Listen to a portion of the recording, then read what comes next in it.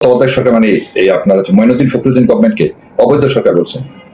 সেই জাজমেন্ট গুলো still intact, সেই জাজমেন্ট গুলো স্টিল ইনট্যাক্ট কেন বলছে? কথা হচ্ছে যে আপনি যখন সংবিধানের কথা বলবেন, আপনি যদি বিপ্লব, আজকে প্রথম কাজটা বিএনপি কি করছে, বিএনপির এই যে মানে কি বলবো আপনাকে, এটা বলবো যে তাদের দূরদর্শিতার অভাব না, তারা বেশি বোঝে।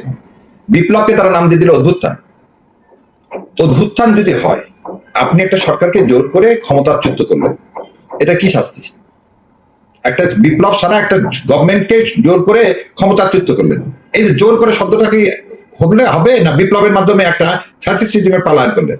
আজকে যদি আপনি কনস্টিটিউশনের কথা ধরেন, তাহলে আপনি কিন্তু জোর করে অবৈধভাবে একটা সরকারকে ক্ষমতাচ্যুত করলেন। এইটা হচ্ছে সালাউদ্দিন সাহেব যখন বারবার কনস্টিটিউশন বলতেছে, কনস্টিটিউশনের মধ্যে আছে যে যাকেই তুমি ভোট ছাড়া অন্যভাবে সরাবা সেটাকে জোর করে সরানো হবে, এবং সেটাকে বলা হবে ইউজারপার। তাহলে ইউনুস সাহেব তাহলে ইউজারপার, আর ইউনুস সাহেবের আন্ডারে যে ভোটই হবে সেটা কি অবৈধ ভোট। দ্বিতীয় কথা, যে আমি যে কথাটা ভালো করে বলছি, ধরে নেন ফ্যাসিস্ট হচ্ছে শেখ হাসিনা, তাহলে কনস্টিটিউশনে কি বলছে যে তার উপর অনাস্থা নিয়ে আসো।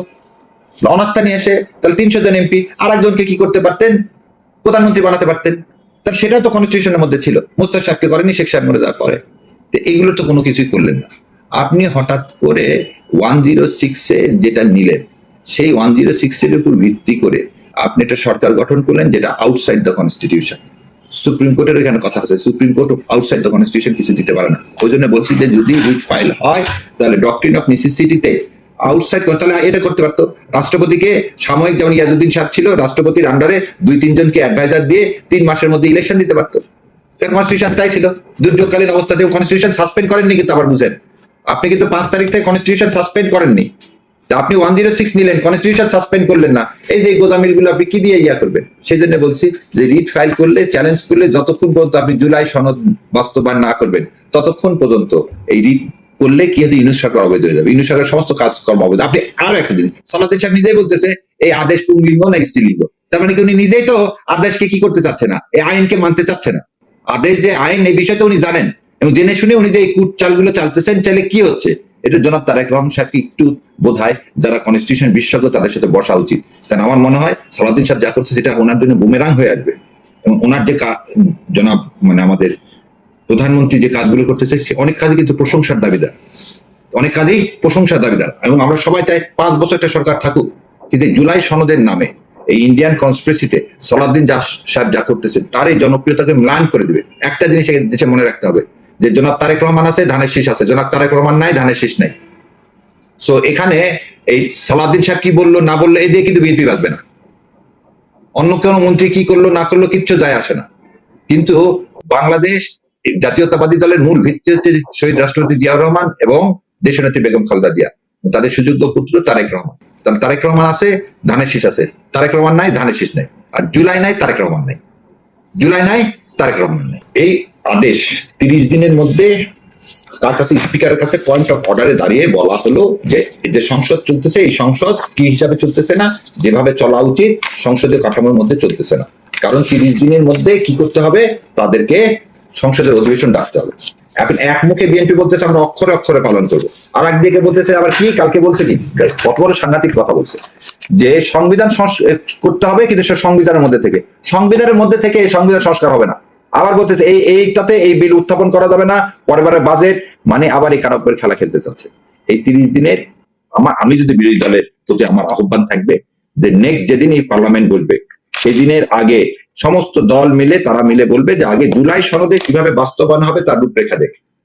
তারা শপথ নেয়নি, কি করবে, তারা গণভোট আহত মানে কি মানে না, এই রূপরেখা চাইতে হবে। এবং আপনি দেখছেন 11 দল অলরেডি বলছে যে রাস্তায় কি হবে, নামা হবে। আমার কথা হলো 180 দিন বিএনপিকে সময় দিবে, এবং 180 দিনের আগে নেক্সট পার্লামেন্ট অধিবেশনে বিএনপির কাছে এক দফা এক দাবি, কিভাবে আপনি জুলাই সনদ বাস্তবায়ন করবেন। এবং আরো একটা জিনিস, জুলাই সনদকে 3টা ভাগে ভাগ করা যায়। একটা ভাগ কি, যে ভাগগুলোতে আপনারা সবাই কি হয়েছে, ঐক্যমত হয়েছে, কোনো নোট অফ ডিসেন্ট নাই, সেটা 1 মিনিটের ব্যাপার, সেটা নিয়ে তার আলোচনা করার কিছু নেই। সেটা তুলবেন, সেটা কার্যকরী কমিটিতে পাঠানো দরকার নেই, কারণ ওটা তো আপনি সাইনই করছেন, ওগুলো সব আপনি ইমপ্লিমেন্ট করে দেন। যেগুলোতে বিএনপি ডিসেন্ডিং দেয়নি, অন্য দল ডিসেন্ডিং দিচ্ছেন, সেটার জন্য আপনি 2 বা 3 দিনের জন্য একটা আলোচনার ব্যবস্থা করেন।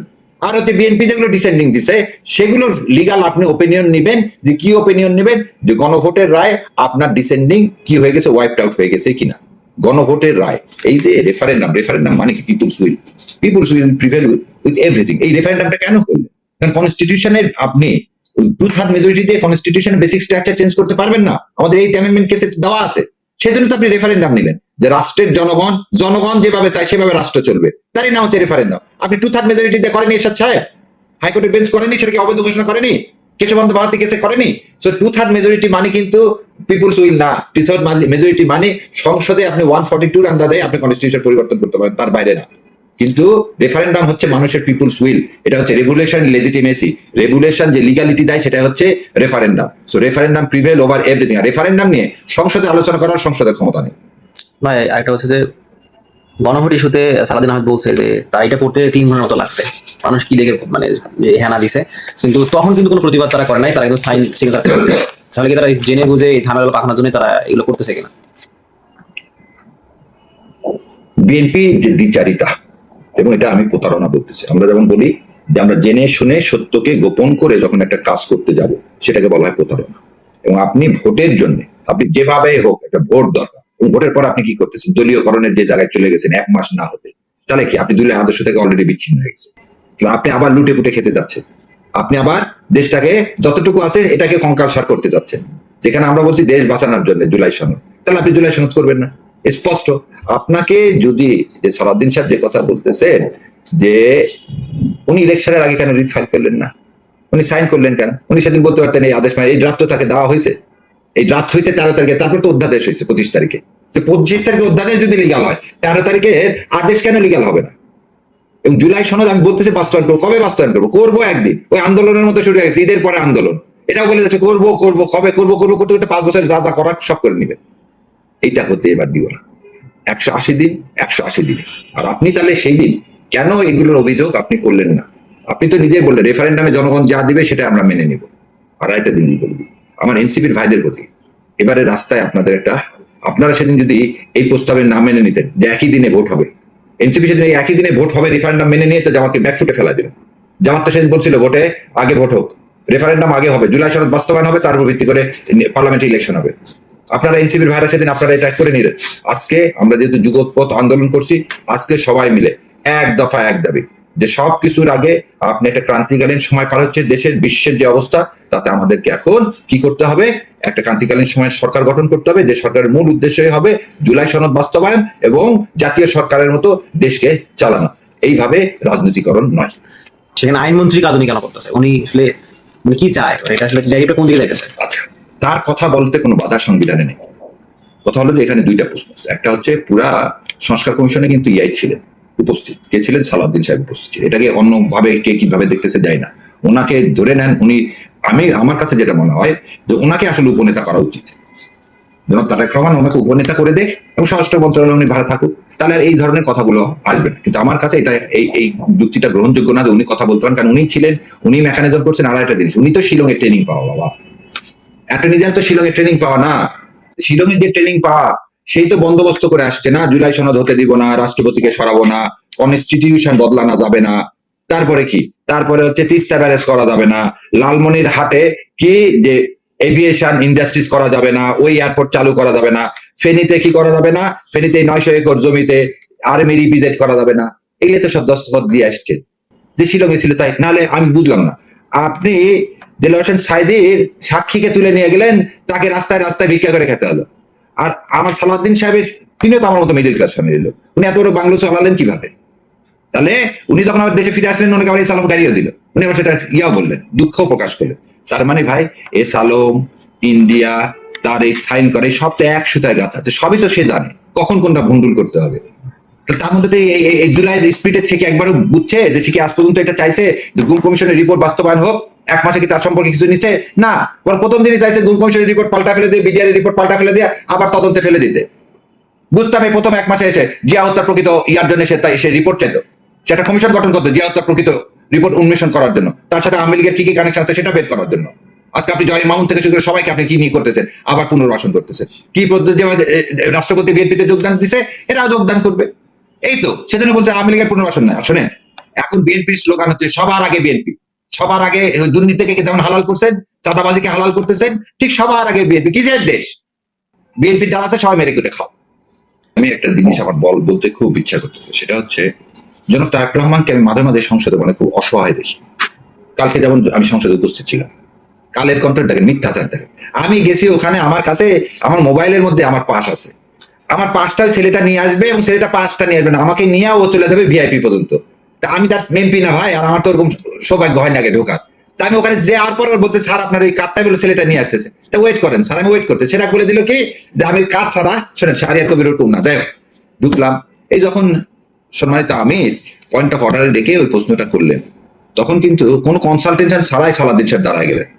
মানে এটা আগের থেকে মনে হচ্ছে রেডি হওয়া, আজকে আমির জামাতে প্রশ্ন করবেন এবং উনি রেডি হয়ে যাবেন। ওখানে আমি দেখলাম কার তারেক জিয়ার অসহায়। একটু আগে বলছি ভাই, এদেশের মানুষ ভোট দেয় কাকে? মাথাকে। এই মার্কাটা কার? এই মার্কাটা জিয়া ফ্যামিলি। সালাউদ্দিন সাহেব যত যাই করুক, সালাউদ্দিন সাহেব করতে কিন্তু বিএনপি টেনে হতে পারবে না। এবং সালাউদ্দিন সাহেবকে কাকে যদি বাদ দেয় তাতে বিএনপি কিছু যায় আসে না। কারণ বিএনপির বিরুদ্ধে বদরুদ্দোজা চৌধুরী করেনি, উলি আহমেদরা চলে যায়নি, আজকে উলি আহমেদ জামাতে ইসলামে আসছে, মেজর আক্তারা চলে গেছে, তাতে কি বিএনপির ভোট কমছে? তারেক জিয়াকে একটা জিনিস চিন্তা করতে হবে, কখন ভোট কমে? যখন তত্ত্বাবধায়ক সরকার ব্যবস্থা আপনি পালন করতে চাননি, আপনার মাকে কিন্তু আন্দোলনের পরিপ্রেক্ষিতে দেশনেত্রীকে কিন্তু তত্ত্বাবধায়ক ব্যবস্থা মেনে নিয়ে 17 দিনের মাথায় পার্লামেন্ট ডিজলভ করতে হয়েছিল। পার্লামেন্ট ডিজলভ করতে হয়েছিল। আপনি আজকে ক্ষমতায় আসছেন, আপনার যে ঈর্ষান্বিত কেউ না, আপনি এই দেশের হাল ধরেন, এটাতে আপনার দলের অনেকে চাইবে না, এটাও তো হতে পারে। অনেকের তো খায়শ হতে পারে যে না, আপনাকে সাব সার্ভিয়েন্ট রেখে তারা এই দলকে চালাবে।